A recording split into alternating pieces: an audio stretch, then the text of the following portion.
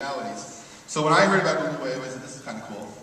And I wanted to explore, at least at the conference, the impact of the future of communications, because while Twitter, I think, is symbolic of many things, I think the other platforms are going to evolve too to help us better communicate, depending upon the metaphors. And so you're the, so introduce yourself. Greg, go ahead.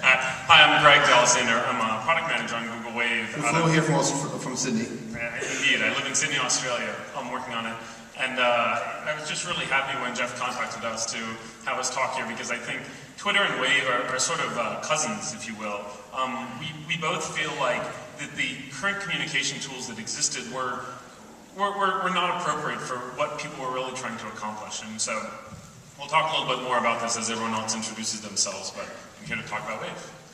Hi, I'm Alex. I'm a software engineer in the Google Sydney office working on Wave. I'm stoked. You're from Sydney too. Yeah, flew from Sydney, so I'm born in Sydney as well, whereas Greg is an American native. So yeah, it's great to be here in LA.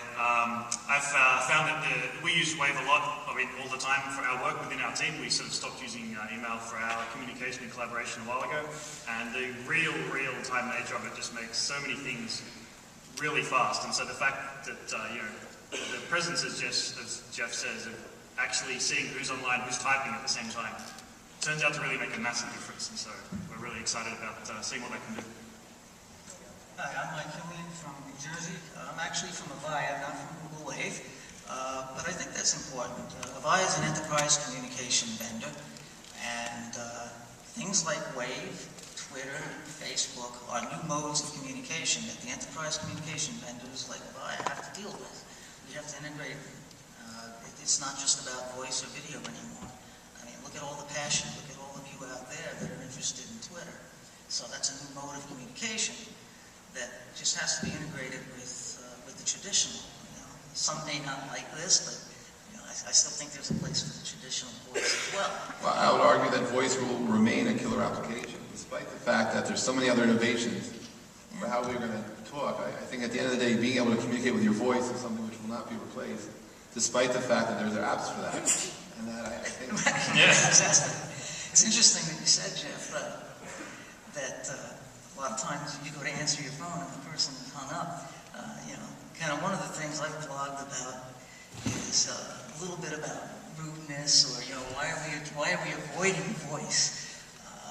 There might be some reasons for that in terms of being pressured for time. Well, when you mentioned that, that triggered in my head. Well, part of that also I think has to go with, which is beyond the scope of this panel, but I think high definition voice is where we have to go. We have not improved the quality of the telephone network in America, actually anywhere in the world, since 1937. And that I think the reason why SMS and text-based messaging is very popular is because it's just difficult. If you use a cell phone, you talk to someone whose voice is not within 300 to 3300 hertz, it drops out.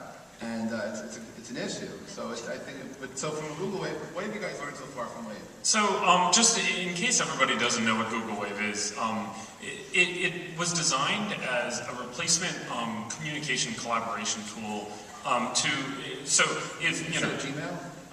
Well, it's Gmail is specifically for email, but Wave is for people who, to give an example, you've all sat down, decided you wanted to contact somebody about something, you IM them, and then halfway through the IM you realize you need to bring more people into the conversation, so you turn it into an email. And then you're emailing, then you realize, it's a document you want to send around. And it gets very difficult when the current communication technologies force you to understand where you're going when you even try to get started. And so the point behind Google Wave was instead of that, just start a wave and then how it evolves. What's a wave? So a wave is a shared collaborative space online that you can see everybody typing in real time. Everyone can edit it, and then people can make responses. What's a way that they could understand what Wave really is? Or maybe they've actually used it. Oh, how many people here have Wave accounts right now? How many people would like to have a Wave account? Well, I'll tell you what, sometime today or tomorrow, you'll be emailed the URL. Everyone here at the 140 conference is being invited to join the beta forum. And we're all really excited to Wave with you so that you can really get the experience with us, so we don't have to describe it without any visuals on stage. So what if, in the 30 days so it's been since you launched it, what have you learned?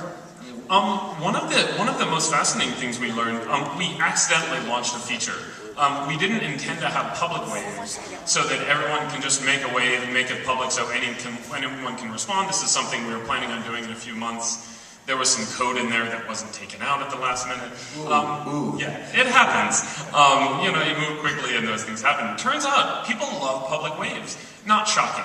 That anyone can create a wave and then anyone else can respond on that wave. And it really very quickly turned into a way that people were able to not just respond to each other, but actually grow bodies of knowledge together. So it's one of the things that I think Wave does really well is it allows people to collaborate together to build something more than you could build individually.